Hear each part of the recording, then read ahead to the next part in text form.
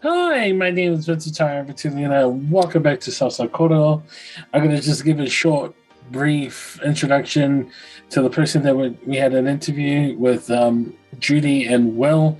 His name is Josh. He has an amazing peripheral of information and knowledge about his Talofa Southsiders, his well-being, his everything about him, his family, and what he does is just it's an awesome episode. I can't describe it anymore. I would rather prefer you watch it. Southside Korero again. Josh, the floor is yours. I hope you enjoy the episode. Kia ora.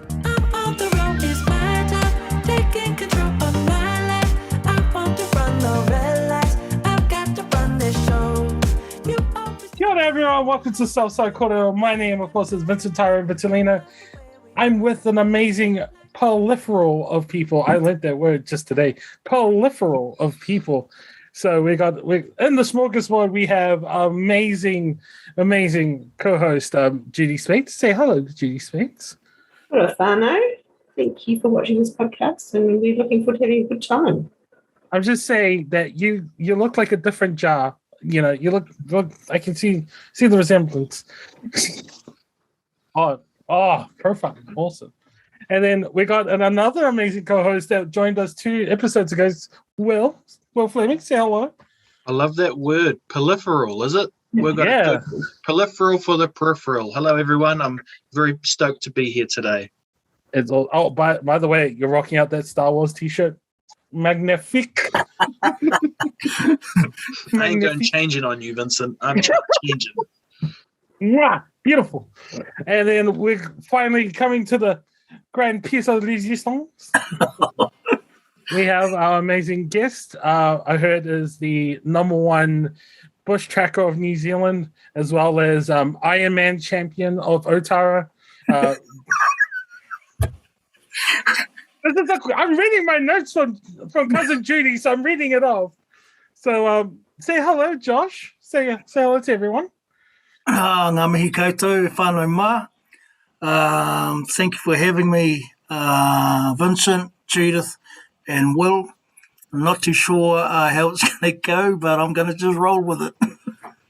That's normally the go-to of these podcasts. We just roll with the flow, as everyone does, and we just have fun. That's the most important thing of it.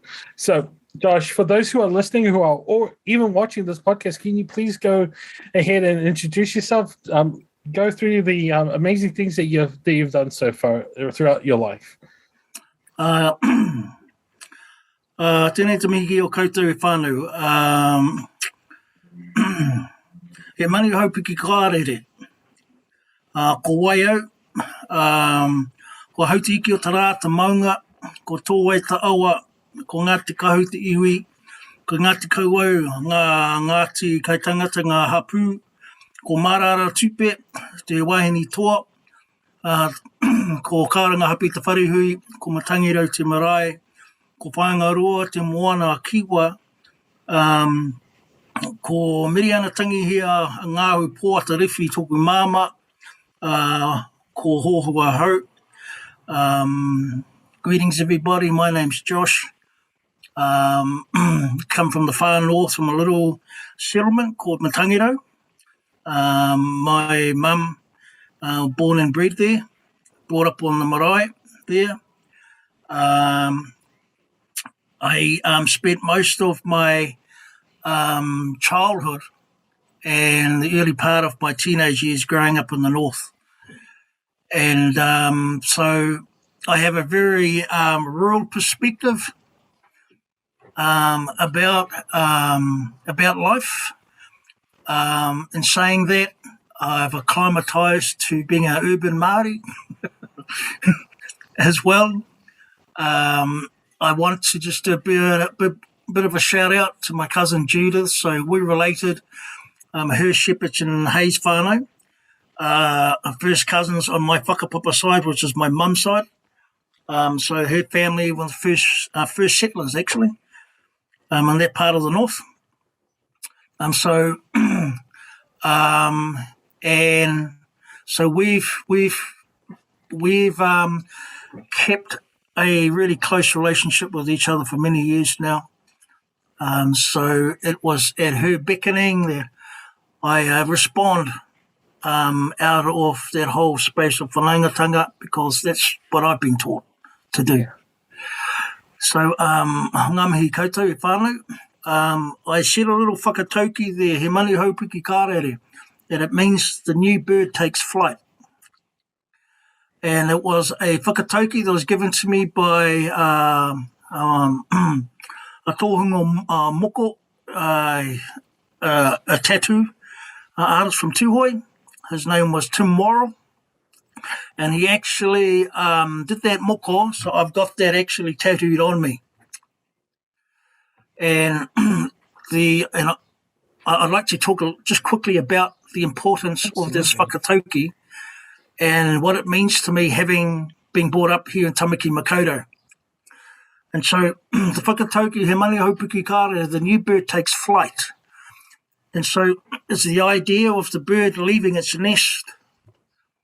And the nest, for me, the kohanga for me, was in the north.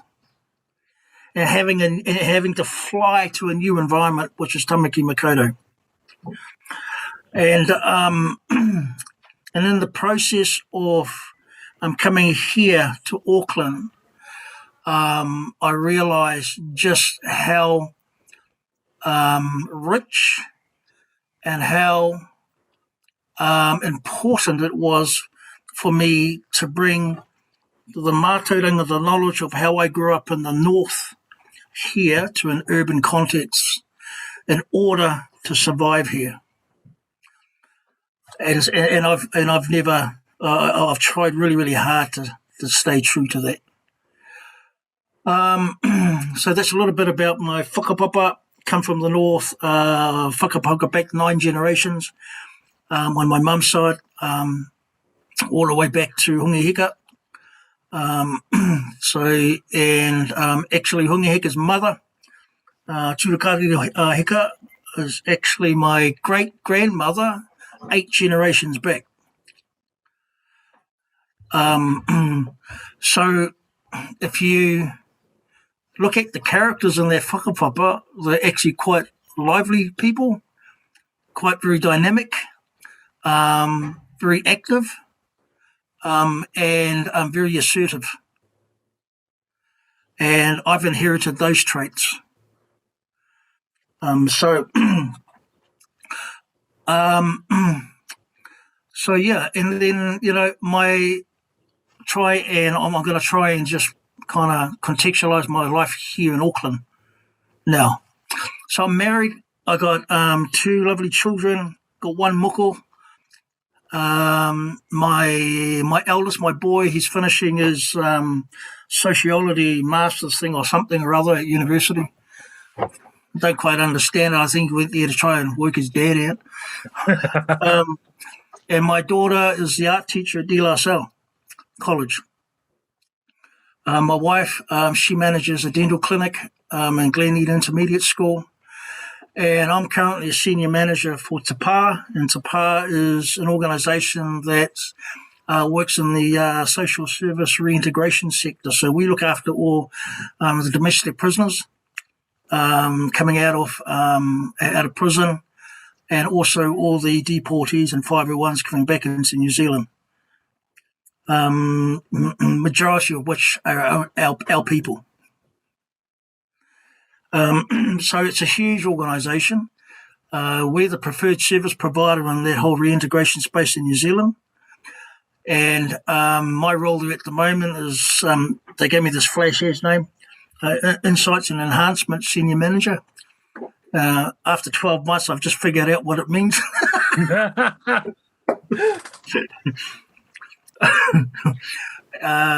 So that's what I do to earn my bread during the day. I'm also on the board for the Amoarangi of the Whare Amoarangi of Laidlaw College, which is a theological college out in Henderson. So I'm on the Māori Council there, and also on the board for Pacific Vision Aotearoa as well. And what do I do for a hobby? I help. I'm a principal instructor in martial arts, actually, at a dojo down in Sandringham. So I've been in the martial arts space for about 35 years now. And it's been good to me. It's been taking me around the world. So I met some fantastic people. So very, very fortunate. What else? I know a little bit about the bush. Know where to go and when to go and all this business. And that's because of my relationship with kaumata from West Auckland here, Gerald Ngawati, who passed away in 2010. So he taught me mauraku, mai taiaha, just me and him in the bush for years. And then also I've also had relationships with other significant kaumātua around the motu, tohunga like Hoipa Delamere. It's a very well-known name.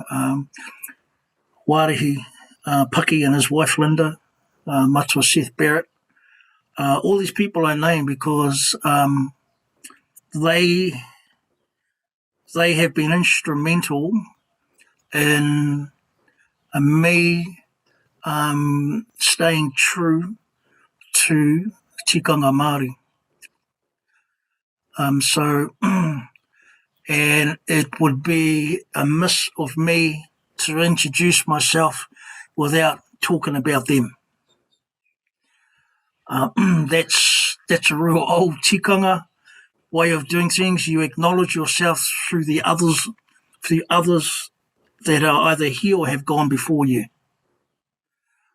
We don't actually, and I mean it's a sad indictment on how our Māori worldview has been watered down. Is that we don't see a lot of that today, so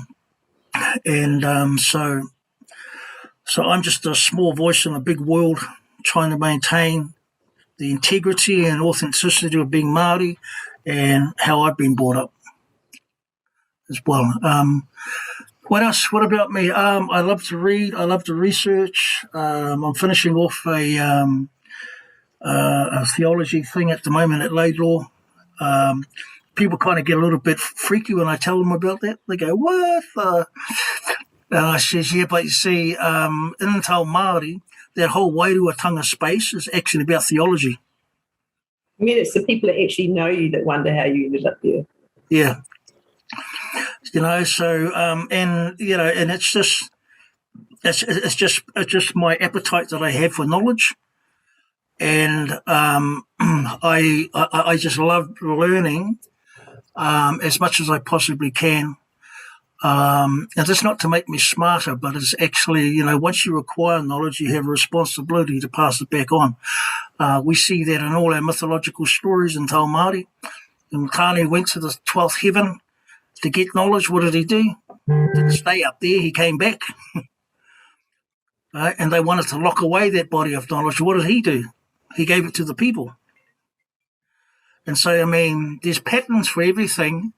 For our life, for our world, and it can be found in our, the pūrākua, the paki kōrero, the roots of our stories. And so I love what you said before, Vincent, about, wanting to capture the story of people. And Māori and Pacifica people, their literacy is actually in stories. They're great storytellers. Yeah. And so, I love that whole space, being able to just share and tell stories. I've got a few to tell about Judith. Oh, awesome! We want to hear about that. Let's go live. That's awesome. I would say that story thing was something that we were talking about before we put the recordings on. That Josh gave me my pity heart, even though I always knew that we came from that space, and I visited since I was a child, and my children had, and my mother had, and my mother, and my grandmother, and my great grandmother. But we've been robbed of some of our history, And Josh explained it to me through stories, and I probably can't do it without crying, but talking about our ancestry, Ngāti Karo, Ngāti Kahu. And I remember standing on the beach with him, probably wasn't at dawn, but in my heart it was at dawn, and he explained to me the flight of the Karo, and this is where people start, and this is where people finish on this coastline. And I've told my children about that, and it's very, very meaningful. And here she is at 30 minutes crying already. Over to you. Absolutely. I just wanted, the story thing is so powerful because it runs in your veins. Yeah. Absolutely. It's it goes back to most of our ancestors. I want, if you don't mind me sharing, like my Pacific heritage, my Wha Samoa way, where we have the meeting house where you have the matai, the chief, and then has the villagers who gather around in the little hut, and with the matai who speaks his words, not to command but to say the stories of our people and share it, so a generation, the next generation, who's the next matai, will speak the same words. It even though it's a different setting, because I love the fact that you linked both rural and urban life, Josh. I when I heard that, I was like, beautiful. That was a beautiful thing to say, because even in the urban settings, you still have those little pockets and cities for Samoans, and for those who are still following the Wha Samoa way, who are gathering into garages and halls, and they still speak those stories, and it's beautiful. Just hearing Judy say her story, it's the nature of it. Is the knowledge that's always well encapsulated, and it's always preserved. It's not a physical thing. It's a word of mouth thing. It's like the breath of life. It's beautiful. It's a beautiful thing. Just to wedge in here, brother. Yep. And I think that maybe here's an opportunity to breathe life and expose those pockets of knowledge more. Because I think what we've tended to do is actually we've leaned too hard into institutions that often determine, whether or not our culture is alive. And then someone turns it into a research project, and someone gets a whole lot of money to actually find out whether or not, tikunga is still alive. And all. But in actual fact, I think you're right. There's pockets of knowledge that exist all over the place. And that we need to start tapping those things more. I've got a friend who's a researcher, Brad Harm. He's written a number of books, actually. He wrote a book. I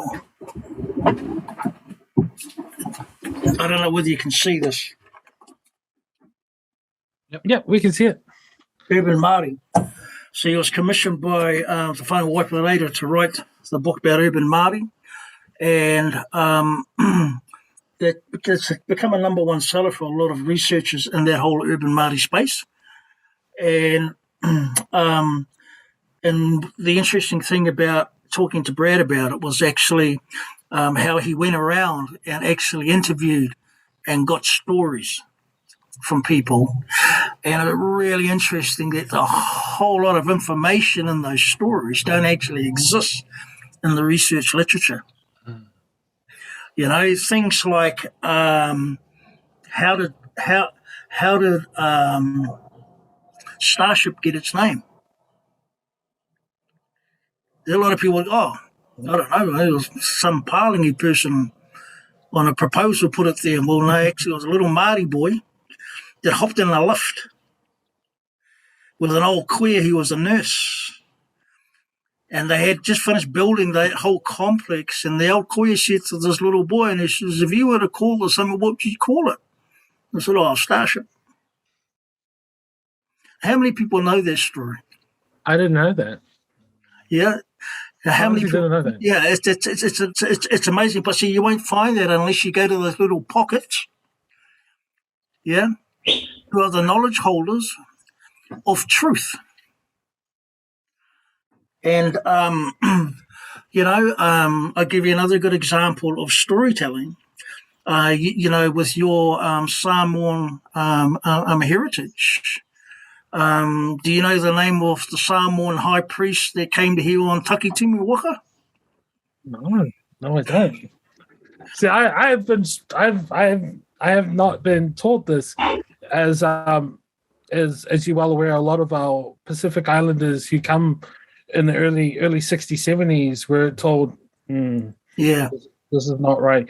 You do the, sorry if I go in depth into it, but you do the Palangi way, or there's nothing, because they meet up with because this is my story of my mother and my father. They met with a Catholic priest in Glen Innes, and they were taught by church and whatnot, which is how it is, and then they were changed, slowly changed into the Palangi way, and they slowly lost their way. They didn't know their own heritage until there was a resurgence from those who come from the islands, like cousins and whatnot, to remind them, like, hey, look, you were from the islands. This is the far Samoan way. We should keep the traditions up. So my parents didn't keep that up, and I was kept in the dark because I didn't know this until 20 plus years later. I'm finding books and slowly building up pieces, and I'm talking to the other side of the family, which is my dad's side of the family, who's kept up with the far Samoan way and learning things. I think that's quite a nice segue too into that. Why are we doing these conversations? The conversations are about protecting our history, protecting our past. And I can do a whakatauki as well. There's a lovely whakatauki that talks about if you know where you come from, then you know where you're going, and you know who you are. And that sums it up, doesn't it? I mean, how can we possibly know our direction in life if we don't know where we come from? We stand. And I love the fact that you talk about recapturing that, Vinnie, all the time. And for me, that's my story too. I mean, Josh has given me, he extended his hand and said, that can be the ocean. Yeah, and you're right, Judith. I mean, we're working with a whole lot of, at the moment, I'm kind of bouncing around here. We're working with a whole lot of people coming back from Australia. So they're being deported back here to New Zealand, right? And some of the reasons are just so ridiculous. It's just unbelievable. However, they arrive here, and we have an obligation, we have a responsibility as tangata whenua to ensure that they don't relapse into the same experiences they've had whilst they're leaving their country that they've been in for the last 30, 40, 50 years. And so one of the key activities that we're involved in at the moment is the whole thing called tuakiritanga. And that's actually about identity. Who are you? Can I give you a really quick story? There's a boy that I'm talking to tomorrow. So his kaiawhina, his support worker, rings me and says, bro, I've got this fella. He got off the plane a month ago. Okay, I just dropped him here in New Zealand. And literally, that's what they do. They just drop you.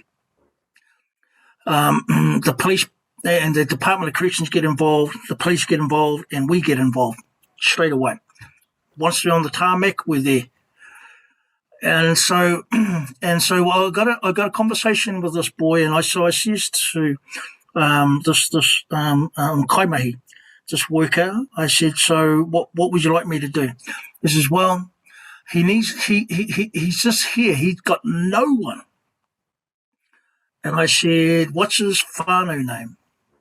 So she tells me the whānau name. And I said, you know that he's got a whole community of people in a place called Ahipara in the far north. And so when she told him that, he broke down and cried. Because, you see, he thought he was here by himself. And that the world had given up on him. And he actually didn't even know the significance of his family name.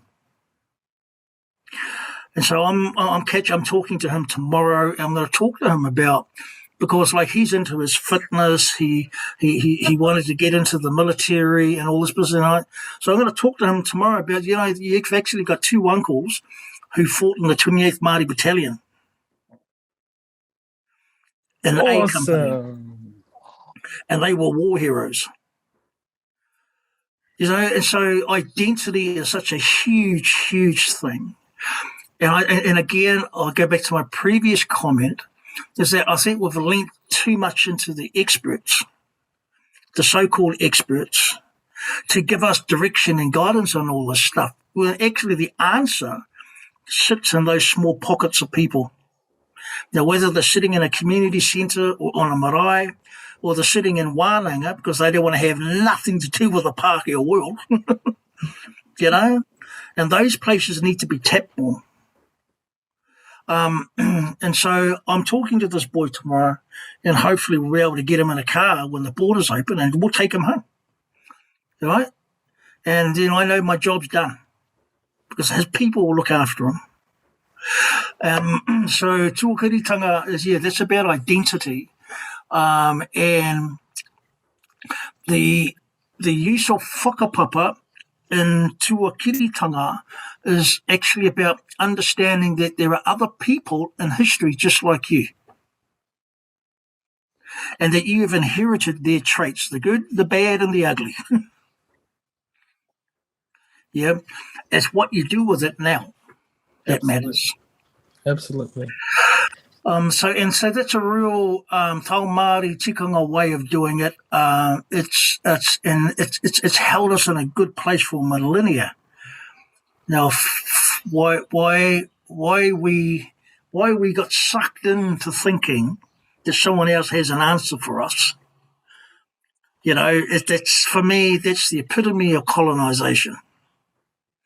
Is where we can get stripped of our own mātauranga, and then we will replace it with somebody else that has no bearing on our worldview. And then we begin hating our own. I just, for me, I can't fathom that. So that's a good point to raise there, Vince. You know, identity is a really big key issue.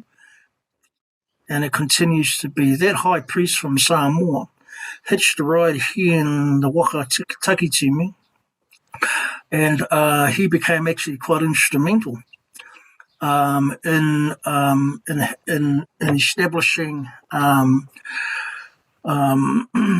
this whole worldview of eo here in Aotearoa, because eo was a common phrase used throughout the Pacific. There's a whole lot of stuff, you know, the hongi, you know, people who associate the hongi belonging to Māori actually didn't actually belong to the Pacific. All the Pacific nations were hongi. So we've lost a lot of those old ancient knowledge. My role for as long as whatever time I've got left, I don't know, another 2 years or something, is to whoever wants to have access to that body of knowledge, right? And I often talk to my tuakana, my older brother, about this, and he comes from the old school where he is so protective of it, it goes nowhere. You know, and I said, bro, what's the point of that? And so I'll give you a quick example. So for the last 15 years, I've been sitting with him, learning about our whakapapa. It's taken 15 years. In actual fact, it's only taken 5 years. The first 10 years was earning his trust. But that's the cost. That's the cost you pay.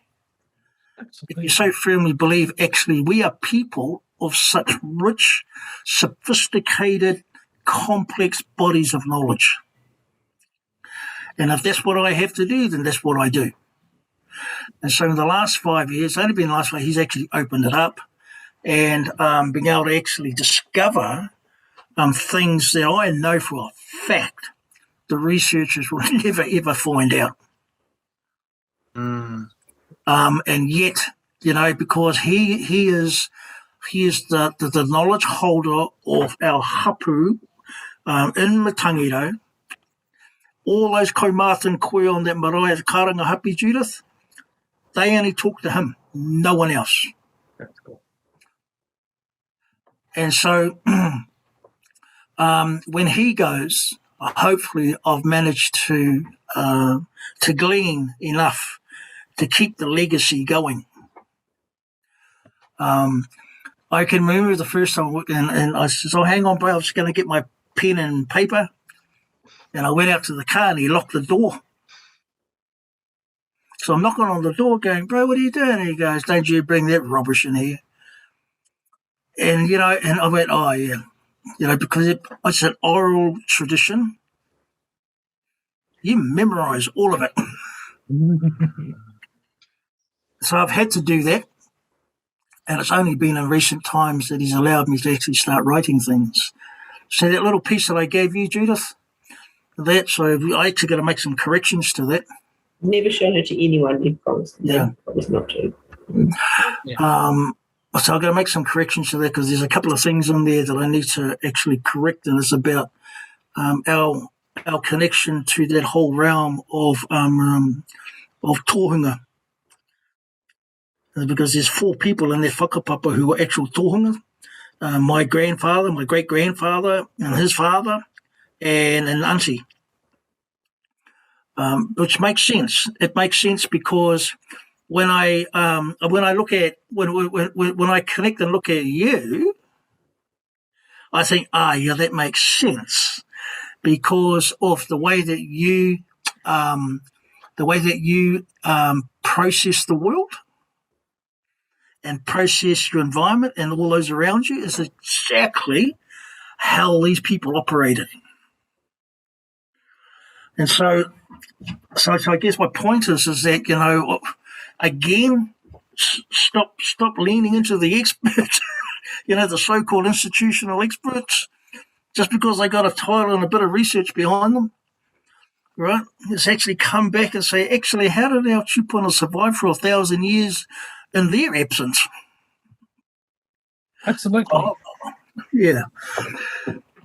Anyway, I could go on. No, it's beautiful. No, that's all right. It's beautiful, That's Josh. Awesome. Josh, I have a question, if you don't mind the newbie here asking.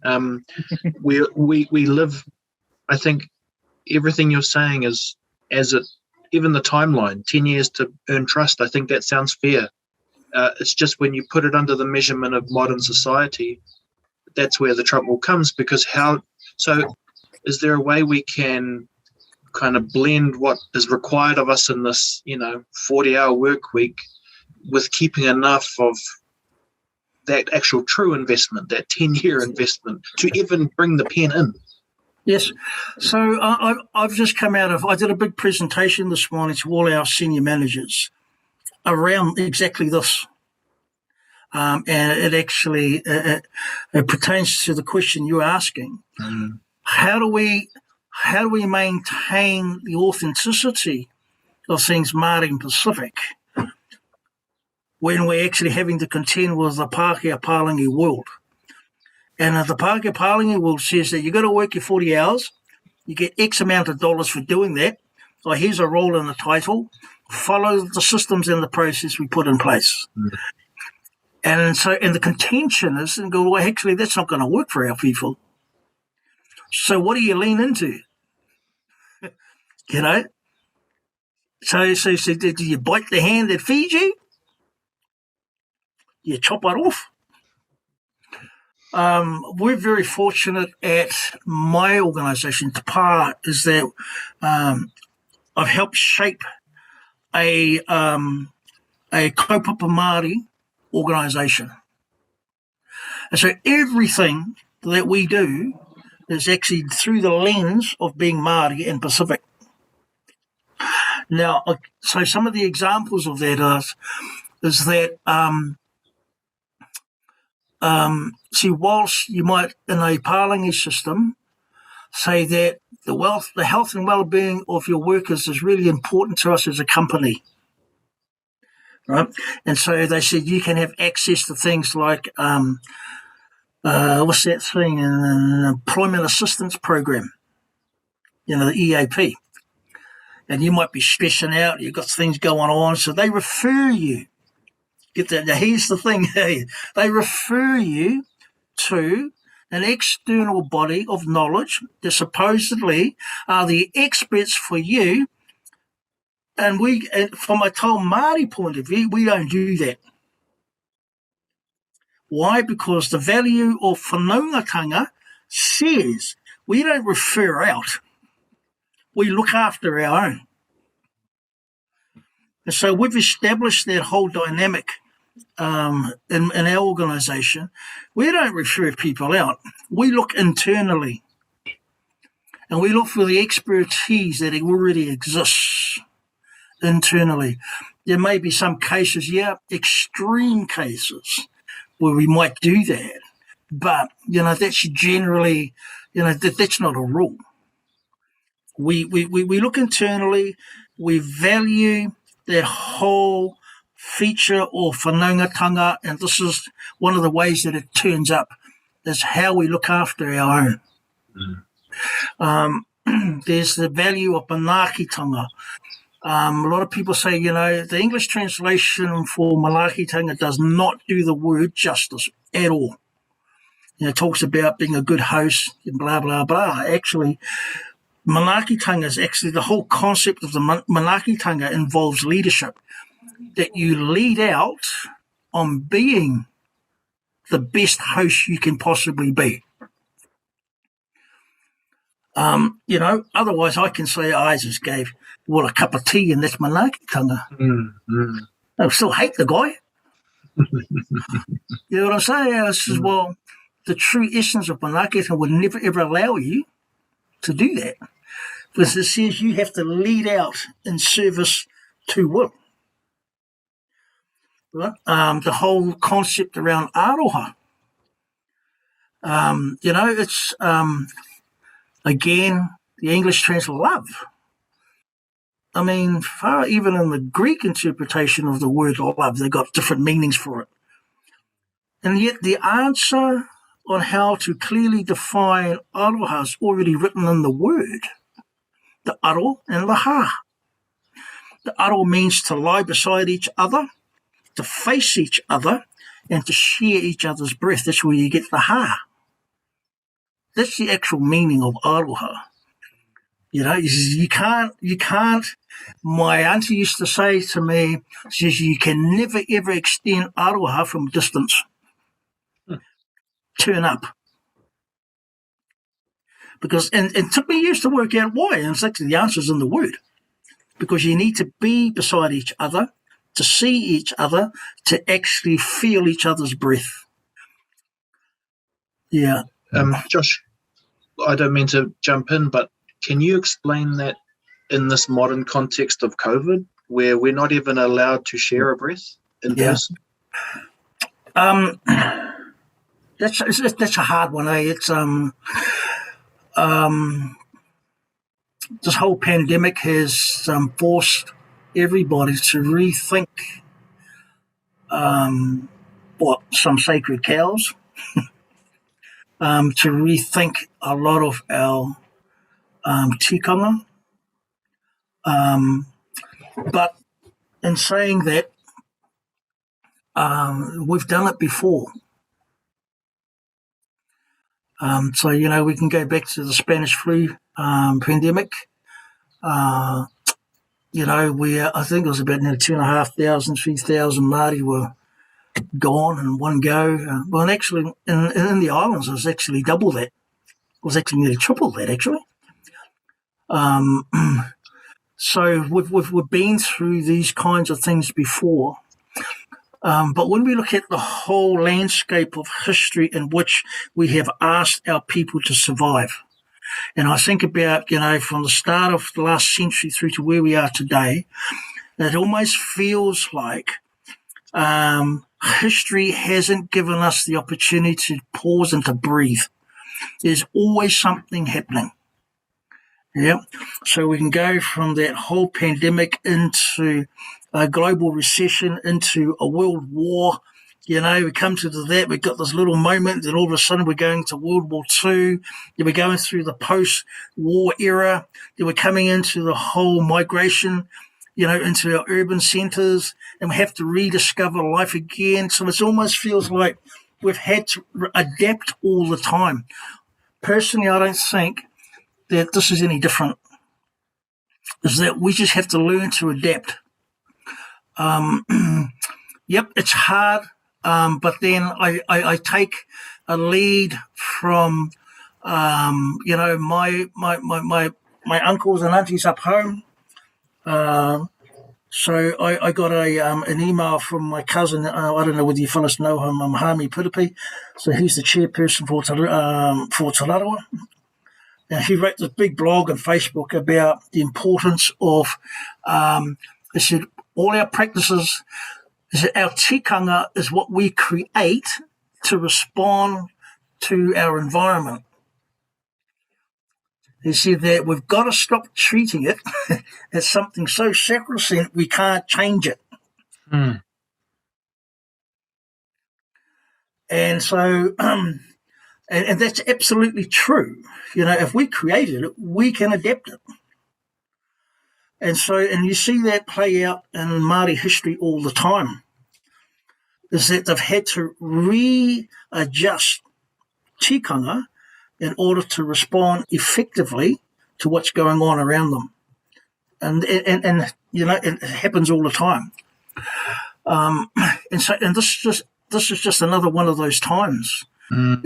We can adjust our tikanga to actually meet the current crisis. When that blows over, we can go back. So it's not like something we can give up forever and it's gone into eternity somewhere. But for the moment, let's actually just focus on what we need to adjust in order to get through this so that whakapapa survives. And I think there's probably a missing point. There's a missing part in that whole narrative that's, it's been plastered all over the place. Is that actually, we can make the adjustments of tikanga in order for whakapapa to survive. And then we can actually go back to old tikanga practices, okay, and resume the way we would normally behave. But in the process of both, we have preserved whakapapa. And for me, that makes sense. That people have a different opinion about that. And in kei te pai, I totally get that. To be vaxxed or not to be vaxxed, for me, that's a moot point. The most important thing is what am I doing to preserve whakapapa? I think there's too much division that's created around this whole thing. Absolutely. Agree. Just you tend to forget your core values. You tend to forget that the first important thing in life, besides vaccine and unvaccinated, is that you're human. Yep. The squishy part that's right here is you're human, and no matter what you have a decision on or what you think it is, the people in front of you is human too, and they're acceptable to every form of what your words are going to say and what you say to them, and your actions are going to be amplified as twice as hard, because what you do, what you decide to do, will not only echo the people in front of you, will be echoing the people behind them.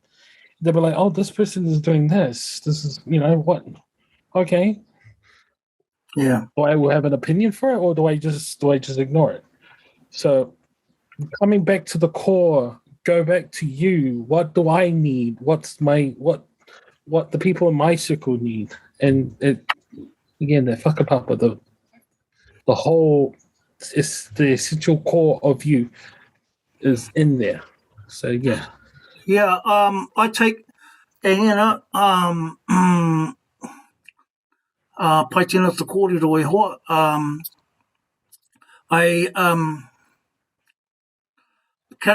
can I say this about the essence of being and how Absolutely. I've grown up?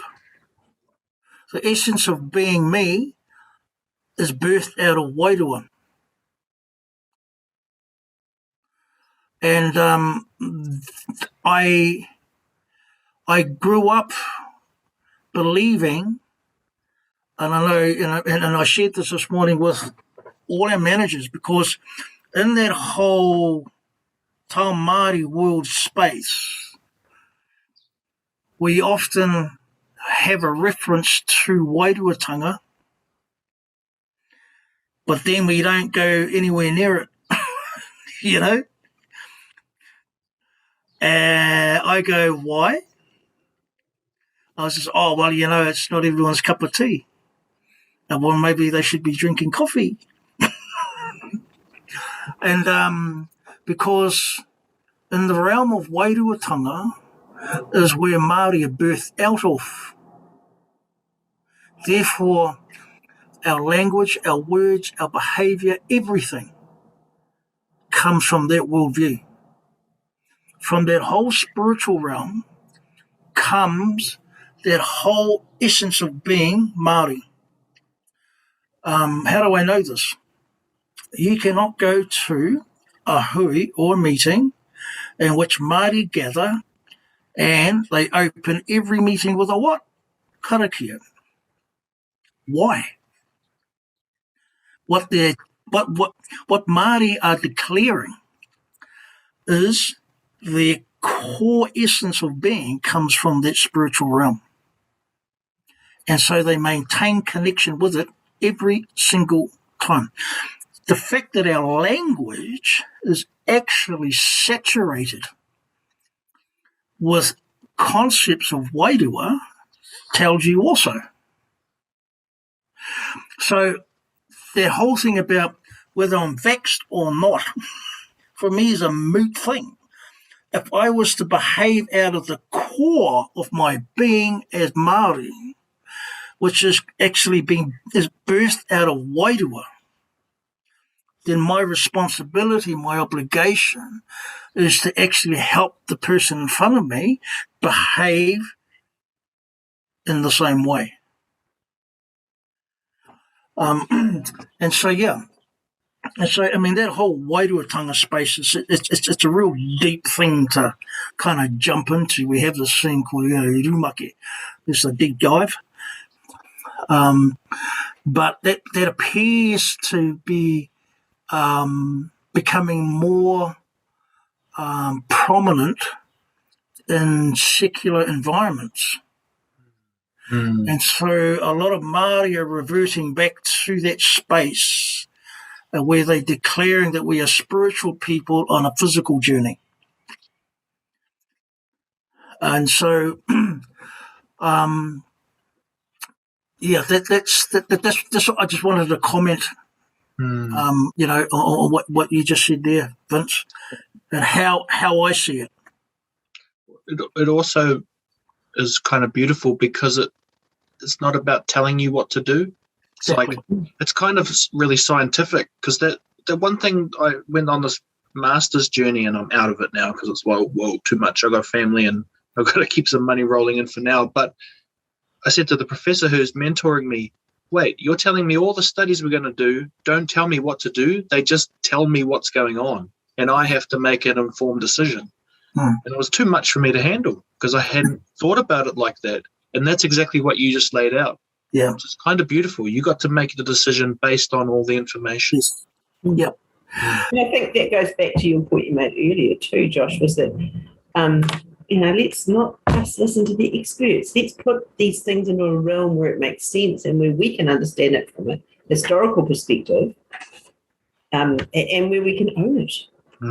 So, too. And as I explained to our colleague Jar, she wasn't getting vexed because no one had told her why she should. She didn't understand. Yeah. Once she understood, it was a no-brainer.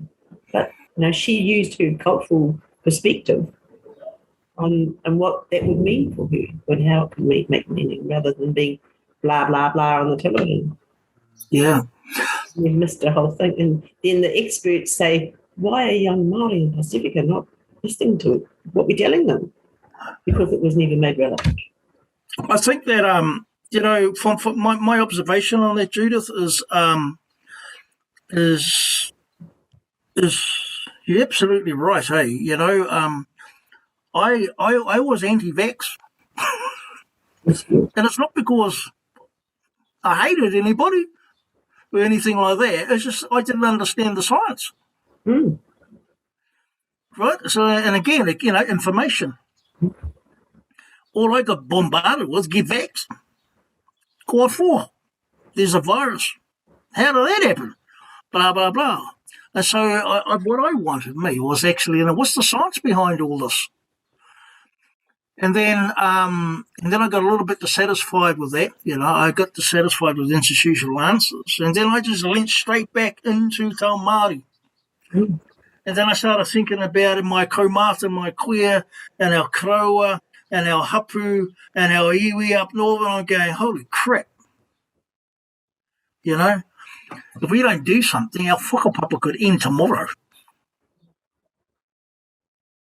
And that's what convinced me. For me, it wasn't now about the science. It was actually about the people. And I'm so intrinsically linked to those people. I don't want to be responsible for causing the tsunami, and I said, because then our whakapapa's gone, you put a full stop right at the end of that sentence. And I said, I didn't want to go anywhere near that. And then that's one. The other thing too, I think the media is doing such a shocking job around actually. When's the last time you saw some really good news around what's actually happening with vaccination with Māori Pacific people on mainstream TV? Yeah, you're going to go to Māori television or somewhere else and flip and see it. How many people know that the whānau o Waiparere have just got back here in Auckland this week after doing a hikoi in the north to help out with the vaccination process up there? How many people know that? Mm. Do we see that on TV? No. You see the one or two shots of whānau of Waiparere, Henderson, and the imagery you get is that, they don't even look like they're vaccinating. Look, they're dancing in the car park. Right? Or they're singing a song. Or they're gathered, at 6 o'clock in the morning and somebody's doing a karakia.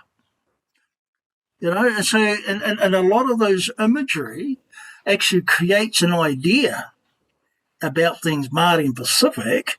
And so when people start feeding the narrative, that they're not getting vaccinated, immediately they start latching on to those images. Well, that's because, they're not even taking it serious because they're playing songs and the blooming thing. Well, no, that was actually a waiata that followed a karakia to start the day for vaccination. Yeah. Because that's our tikanga. That's our process. So we need to be seeing that, the mainstream media needs to actually have more coverage around this stuff. Because then I think that, rangatahi would actually, again, it comes back to, because there's social media savvy anyway, and let those good news stories release the power that they have to inform young people. I just find it really disappointing. Us too, which is why we wanted to start this, where it's like, we'll let you speak however you want and we'll all enjoy it and we'll archive it for 100 years from now. Yeah. And it's like, that's how I want to use technology. And it can stay forever. It's not like a 2-minute news story. And it's so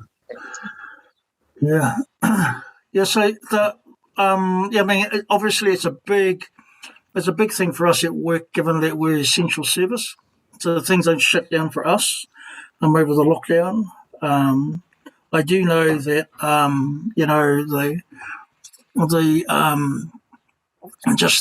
the mental stress of it all is another layer of concern over and above the issues people are already facing. What I think about homelessness, right? And then we put the layer of affordability, which is your quality of life on top of that. And then we put on top of that COVID-19. Then we put on top of that lockdown. and then we put on top of that, we have to actually live for the next 3 months of a subsidy grant from the government because my boss can't pay me, and so these layers just get really, really thick. And so in a Tau Māori worldview, when we talk about stress, we don't use the word stress, we talk about whakamā, the hakamā or whakamā. And it's actually the way that's it's the old way that it's used is actually that layering effect, layer upon layer upon layer upon layer upon layer upon layer of challenges to the point where it gets so top heavy, everything implodes, it collapses down. And if you happen to be on the bottom of that, that's what will destroy you. And so that's the old concept of whakamā. Is actually it's layer upon layer to the point where it gets so top heavy it implodes and it drops on top of you and it crushes you. And that's where depression sets in. So, and so it's being able to actually, and people say, oh, we're just going to deal with the depression. You can't. You got to deal with each individual layer to lighten the load. Hence the reason why. What is the first thing a lot of our Māori Pacific communities do when lockdown was put into effect? They open up food banks. Why is that?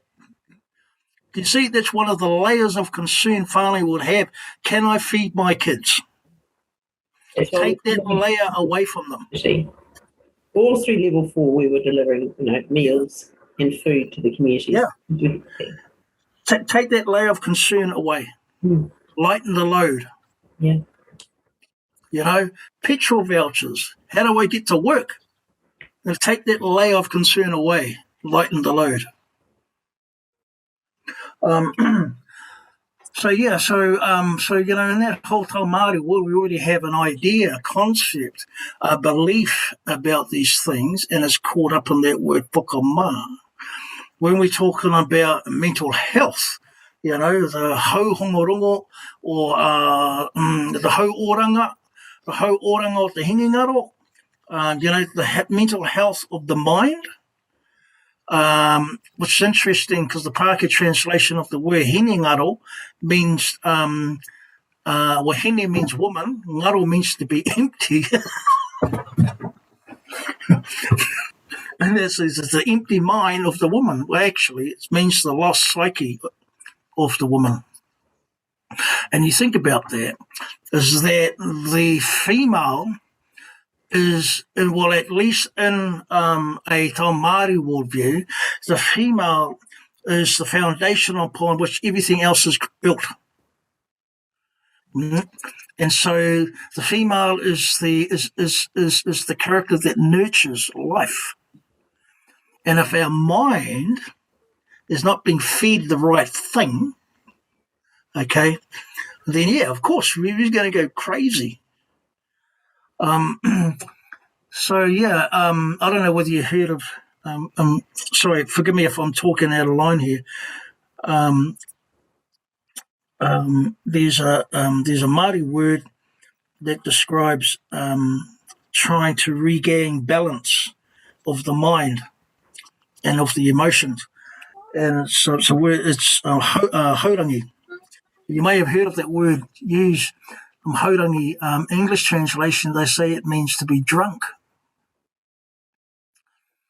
All right? They said, that fellow there is haurangi. He's drunk. Until you ask some of our old people and they go, well, no. And the answer's in the word.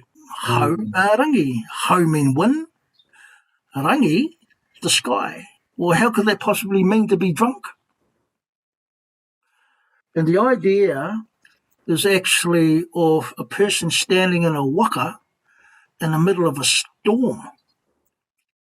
And the wind is blowing and he or she's trying to regain balance because he's being blown about in the waka. That's the haurangi. Right? And so that person's trying to regain a sense of balance so that they can navigate out of the storm. And so when we talk about mental health, we're talking about helping people to regain their balance so they can actually navigate themselves out of the crisis. Wow. See, and we've got the answers. Yeah. We've got the answers of what's the Palangi response. Oh, we'll put them on medication. Mm. Well, why? Or because then they become someone else's problem. An expert. Yeah, that's what I'm saying. And so, I mean, I don't want to really I sound like I'm really dishing them today, and I am. But what I'm saying is that a lot of our contemporary challenges that we face now, whether it be COVID-19, mental health, whatever, is that our tupuna, our ancestors have already faced those things. And they've created a body of knowledge that navigated themselves out of it.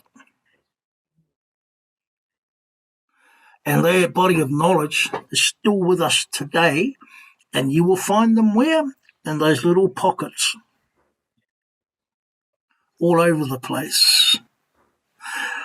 It'd be awesome to actually try and do a mobile podcast and find a dozen of those pockets and go and sit with them. Get on the Just road. talk. And just talk. Kalanoi, you know?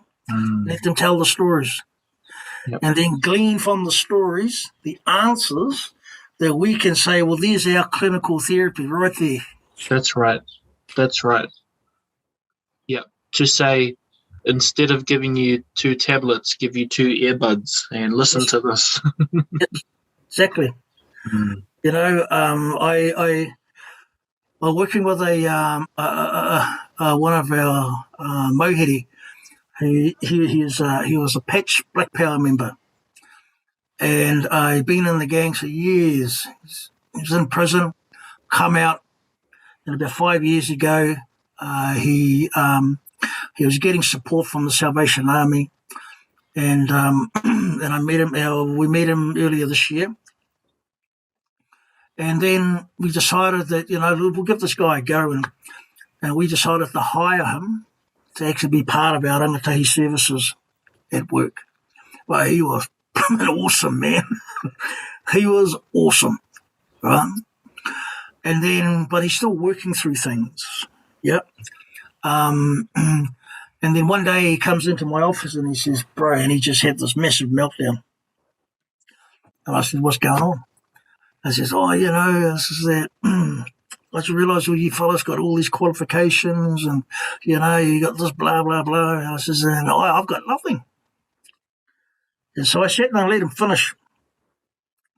And then a couple of weeks ago, him and I were talking, and I says, bro, you know, when you came in my office and you said this and the other, have you ever considered that maybe you are the qualification?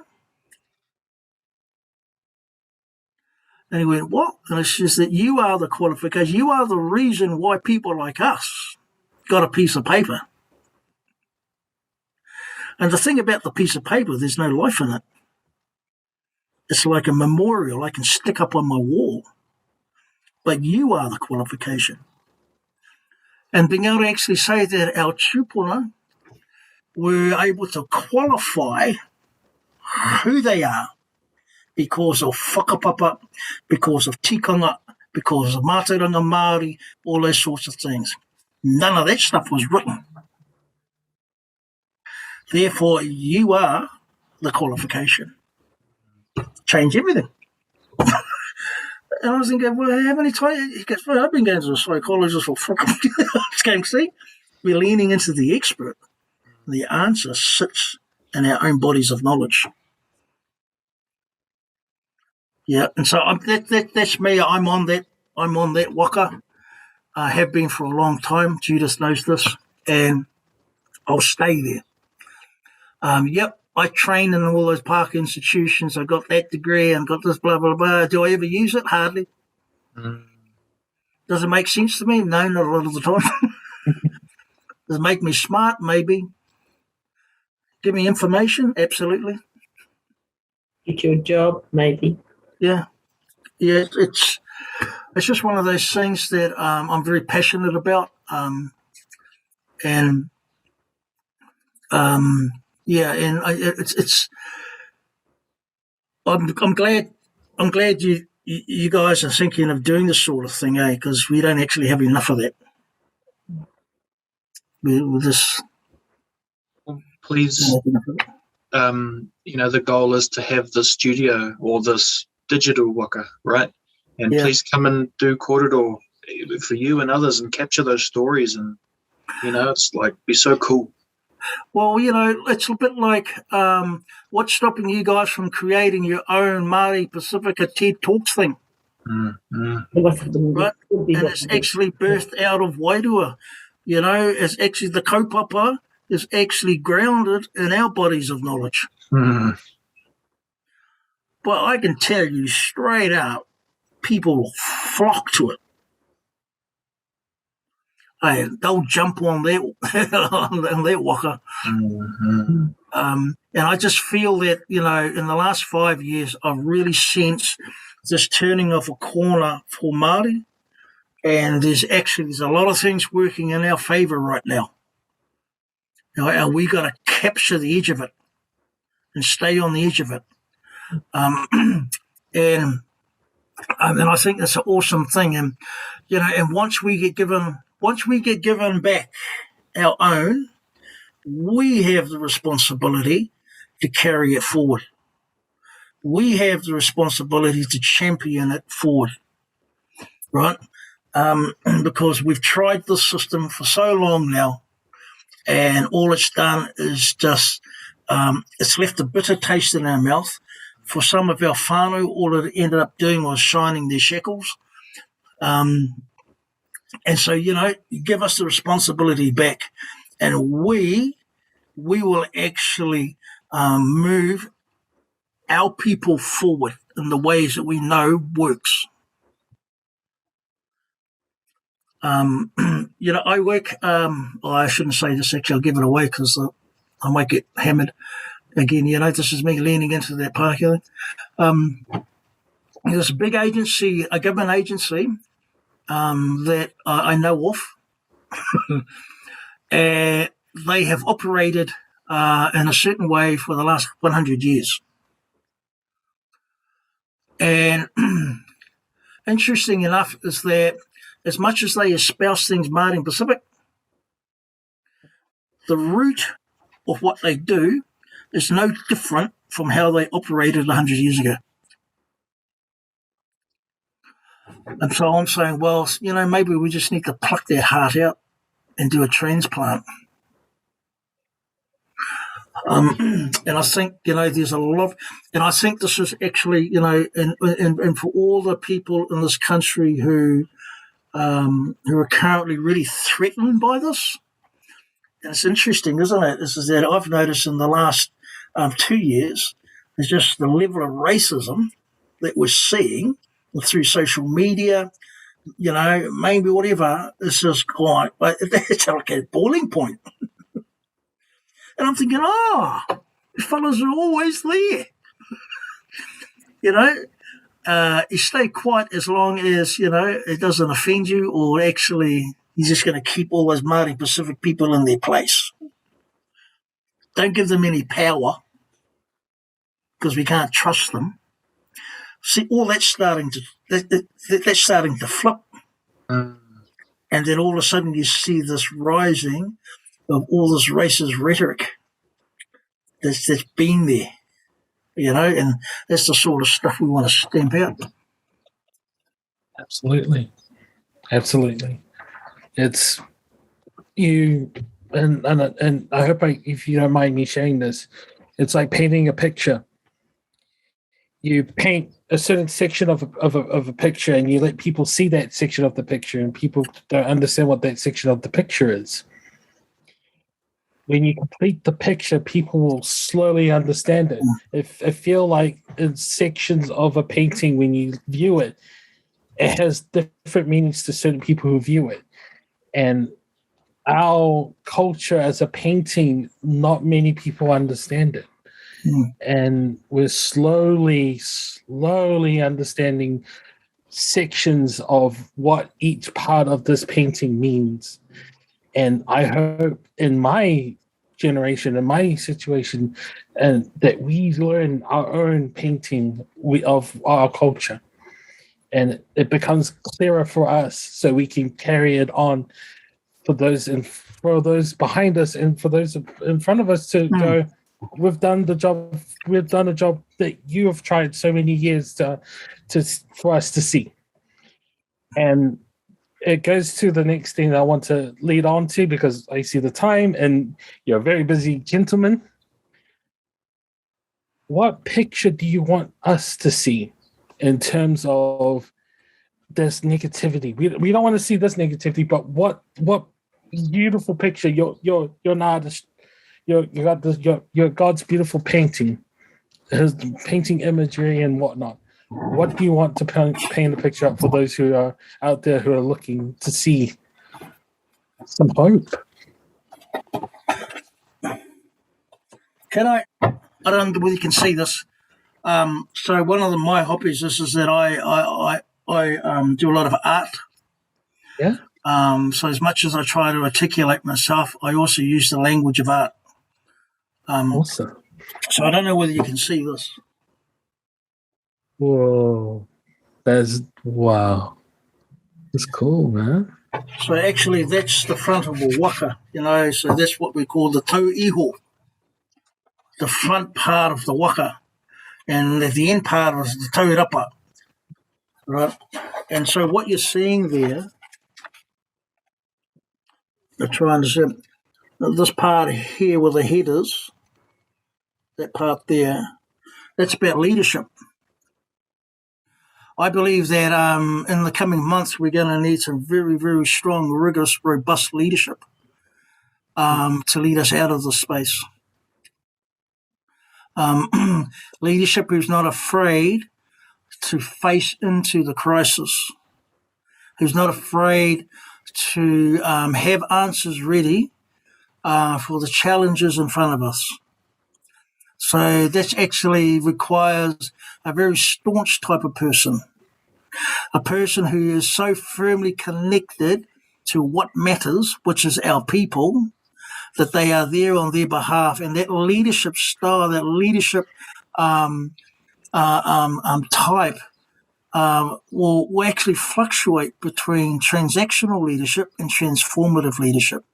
What do I mean by that? Transactional leadership is actually how you operate in a taha Pākehā world. In order to have transformative leadership in the whole Māori or the old Pacifica world. Okay, so that's that first part. If we see, I'll try and put my finger on it.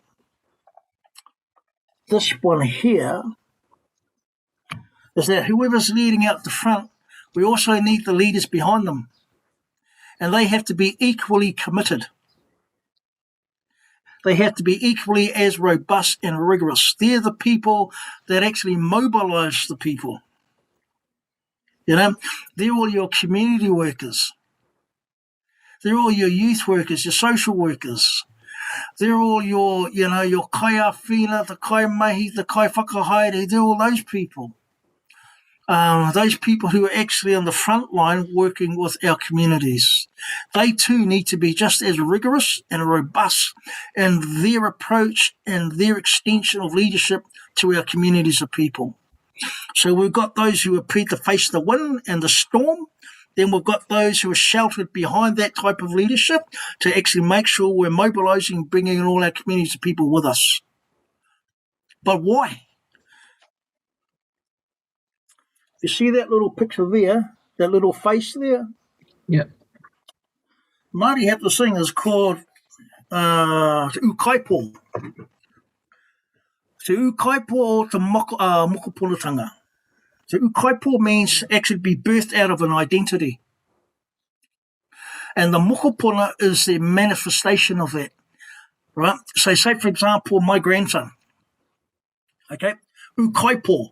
He's born out of an identity as Māori. The mokopuna is the manifestation of that to the world. So why are we doing this? Why do we need these types of leadership? So that this mokopuna, these sorts of things, that's whakapapa, It does not die. And so, and we think about the crisis that we're shifting through right now with COVID. You know, that staunch, robust, rigorous leadership who will actually face the crisis and weather the storm of it. And then those behind who can mobilise our communities of people equally as strong, but their role is to mobilise. Why? And lock those two types of leadership in, because our whakapapa is actually nested with a new kaipō mokupunatanga in our children. Right? And so we need to lock those two types of things there to protect that. So that's how I see it. I shared this morning at our managers meeting, because one of the key features of being Māori is actually where we get our knowledge from. And I was brought up to believe that our knowledge is birthed out of Wairuatanga. This picture came out of Wairuatanga and was actually drawn on the 12th of June this year. Who knew that 6 months later we're in lockdown, facing this exact crisis? And funny, the community saying we need a new type of leadership. Hence, the language of Wairua is also the language that helps me understand the world as it unfolds in front of me. Yeah. So just to answer your question in a really long way, bro. No, it's all good. It's all good. It's like, it goes back to what we said earlier when we started. It's all about making stories. And when we mean by making stories is that we make those stories knowing, it's going back to those pockets, it's making those pockets knowing you're an amazing pocket of knowledge. And I'm not just seeking for it because we want to look for it. I just want to know because it's there for me to pull out and just go, okay, I will put this in my pocket as well. Not only just to put it into my pocket, but to share it into the next future, to the next generation. Again, thank you so much, Josh. Thank you so much for your storytelling and amazing, your mana, everything about you is beautiful. And thank you for sharing. Ngā mihi a koutou, te mihi whakamutinga ki a koutou katoa, ko harama nei ki tēnei te korero a waia ki Zui, nō reira, mihi nui ki a koutou, the mihi mahana, the korero, the mihi mana o te mātauranga Māori o te mātauranga Pasifika, kua huarahi me te wete ngā mātauranga o Pasifika Māori ki o koutou katoa, nō reira, the mihi ki o koutou, te whakaro, te korero, te moimoia me ngā wauata, me ngā ako anamata, te mea. What I've just said there is actually to keep doing what you're doing for future generations. To keep what you're doing so we continue to add value to our body of knowledge so people can have access to it. Well, and here's the kicker. It's free. In the Palangi world, you got to pay for this. And yet, see, and this tells me something about who we are. Yeah, is that we're so firmly convicted in the core of our being that knowledge actually is a key to our future. And we don't lock it up in an institution and then assign it to a budget sheet and then say you got to pay for it. It's yours by right. Absolutely. What a way to end this podcast from Josh to Will to Judy, from myself to your home. Thank you so much. This is Southside Korero. Kia ora. Matawa.